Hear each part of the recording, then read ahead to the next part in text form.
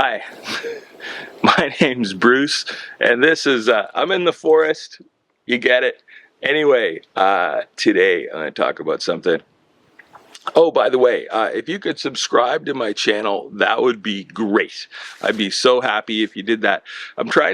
My goal is 590 subscribers, and I understand that maybe some people subscribe because I thought this was a YouTube channel about cars, which sometimes there's videos about cars, but really no. Anyway, if you could subscribe, that'd be great. I'd greatly appreciate that. That'd be good. Today, I'm going to talk about something else, though. Today, I'm going to talk about about having a good time. Music. Music and fun and festival. You know, I'm going to say that the greatest music festival in North America is the Festival Éte Quebec, the FEC, as it's called.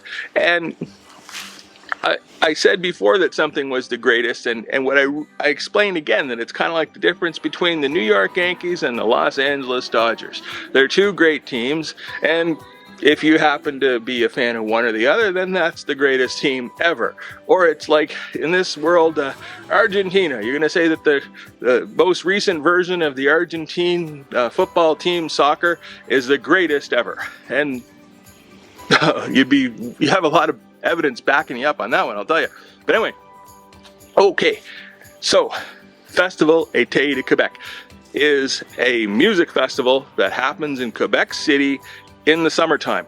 Quebec City, you may know, is the oldest European-ish city in North America, and it's absolutely stunning. It's spectacular. It's beautiful. There's many great things about it. The wintertime, we have the Carnival, the Bonhomme Carnival. It's a winter carnival in Quebec, and then there's a bunch of other carnivals. It's the best place, I think, in North America to spend New Year's, and I've spent New Year's in a lot of places. And if you go back, I have a video about that too. Anyway, but in the summertime, there's a few festivals, and even there's festivals nearby, but one is the Festival Éte Quebec. Festival Éte Quebec, it's fabulous. It spans 14 nights.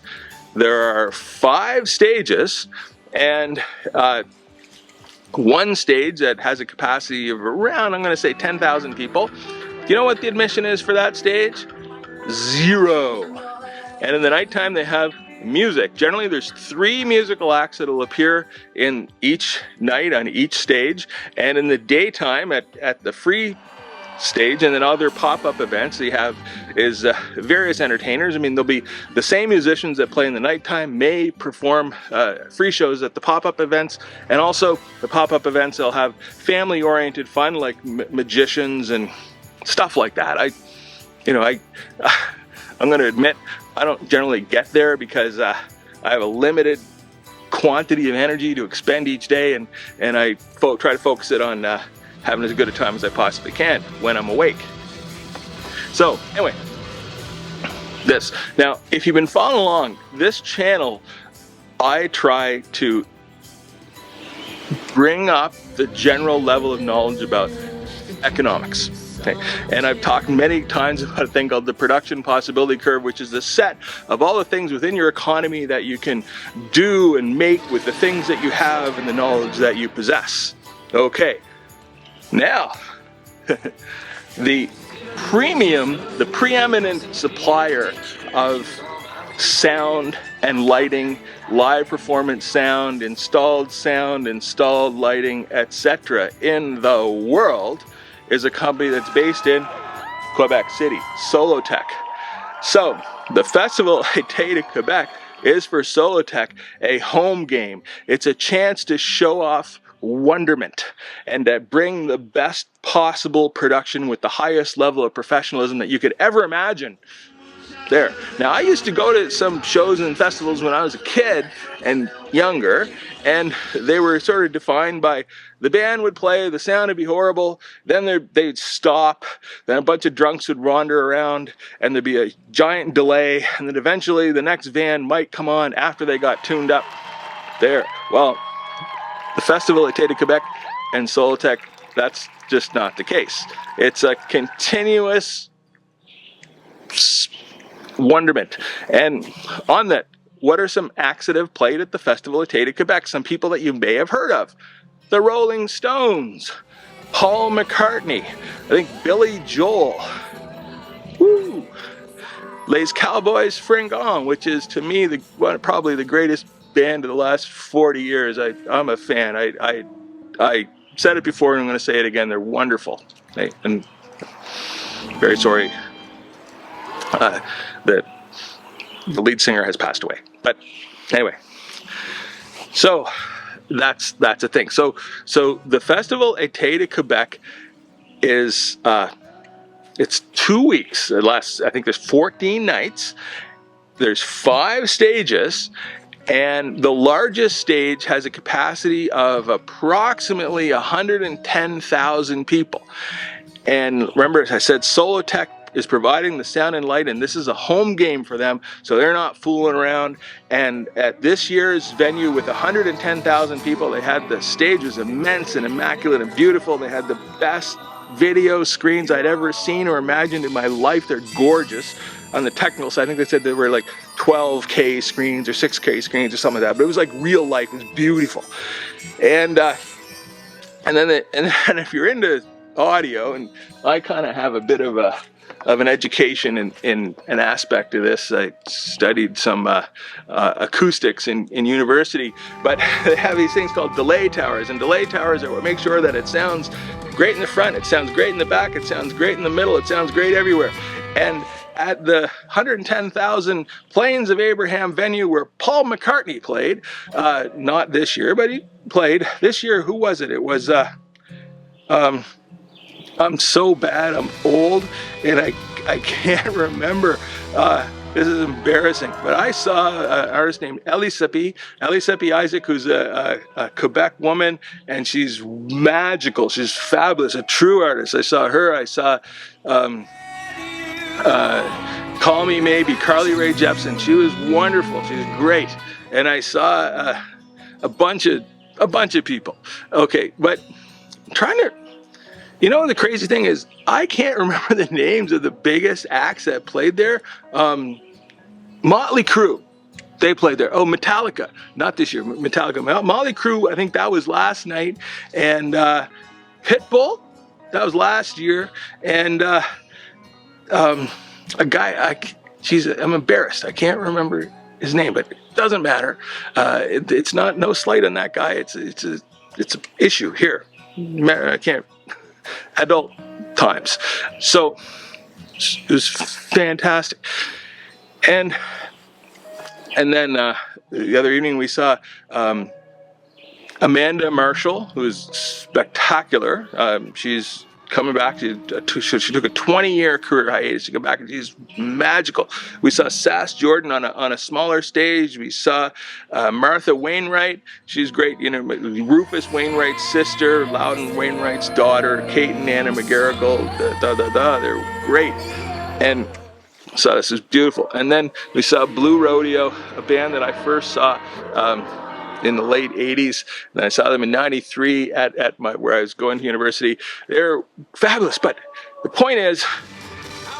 whole point of this video is that people need time to plan their lives. So if you're planning your holiday, you're planning your year, you're thinking, geez, what should we do next year? Well, I'm suggesting that you come to Quebec City and you make the Festival Éte Quebec as part of your holiday. And if you're here, just go anyway, because it's affordable, it's family friendly, it's great. This affordable thing, here's the question, is there's a stage and it's free, and the acts on there are great. We saw Tank and the Bangas last year. Good gosh, they were wonderful. And so it's free. So you want free, we got free. Then it costs, I think, around now, because my wife is in charge of the ticket buying, I think this year it was approximately $150. $150 and you get a bracelet. And that bracelet is removable. You can take it on and off, and you can go to everything. The bracelet allows admission to everything. You can go to every stage, every night, every show, everything. Round numbers, $150. What a bargain. Holy smoke. And let's just say there's 4 people in your party and you have 2 bracelets. So you think, I'm going to go to this show. And then when that's over, the next day, you can give your bracelet to your friend or your family member, and they can go see the show that they want to see. And that's great. And a joke I always make with people is, how much are the drinks?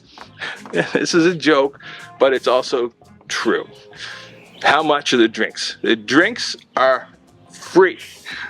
Not all the drinks, and not at all the shows, but there's a big street vibe going on. There's a big street festival outside the actual venues, and everything's within a very close walking distance, a big street vibe. And inevitably, last year it was a drink company, Buble, had a constant presence, and they were giving away their product constantly. And this year it was Pepsi. Pepsi Cola was giving away, this video is not sponsored by anybody. No one in their right mind would sponsor my videos, I don't think. But they were giving away constantly Pepsis. So if you want a Pepsi, it's free. And then when you get in the venue, it's not like, it's great. There's enough, the practical matters. There's lots and lots and lots and lots of washrooms. There's lots and lots and lots of places that you can get water. You can bring in your empty water bottle, and then once you're inside the show, you can purchase food, you can purchase beer, wine, soft drinks as you like inside the venues, and that's great. Remember, I said it's nominally it's $150. There's VIP passes, of course, sit in the up in the bleachers, but if you really want to participate and relive your youth as I did, what I do is I go there and I get myself as front as possible. And this year I'm going to say I got myself front. And 3 shows, 3 nights, I was in the front. So I was in the front for Martha Wainwright, I was in the front for Blue Rodeo, and I was in the front for actually my favorite, which was kind of another recent discovery of mine. I discovered her last year, Elisapie Isaac, Elisapie, Isaac, Elisapie. She's a true artist, and she performed on the biggest show. She was the opening act was a woman named Berries, and she was fabulous. Then Elisapie came out with a band that was killer. They were great. They played, and that was like the second performance. And then for the finale of the night, and this is an emblem, a testament to how really wonderful the organization and the community and et cetera, is here, was Alexandra Strelinsky, who you may have not heard of, but the organization thought it would be great to have a classical pianist be the closing act of the evening at a venue that had a capacity of 110,000 people, and I think there were 110,000 people there. And to buttress this performer, Strelinsky, there were 30 members of the Quebec Symphony Orchestra giving her sound more volume, because if you're going to play for 110,000 people, you want to have some more depth. As suited. But it was the organ, the artist was in control, and she played, and it was a show. It was a mind bender. And then it was like the organization said, we're going to elevate this person. And she was, and then towards the end of the show, she says, this is my dream come true. I just have one wish left. And she said, I want to crowd surf. So the classical pianist dives out into the crowd. The crowd passes her along like Eddie Vedder in the 90s. And whoa, this was amazing. Really. Okay. And it was an amazing moment in a festival of amazing moments. So if you get a chance, and if you don't have a chance, make a chance. The Festival Éte Quebec. Whoa. Marvelous. I can't speak highly enough of it. I have, there was you know, I don't want to say it was a time of my life, but you know, kind of it was a time of my life, and I was so happy to be there with my wife and experiencing the music and experiencing the crowd and experiencing everything and experiencing what was really a palpable sense of community, love, and support.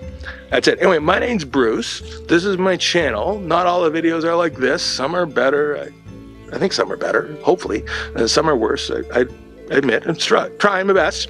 Je ferai ma mieux. I try my best. There you go. So, please subscribe. Thank you very much. Okay, bye.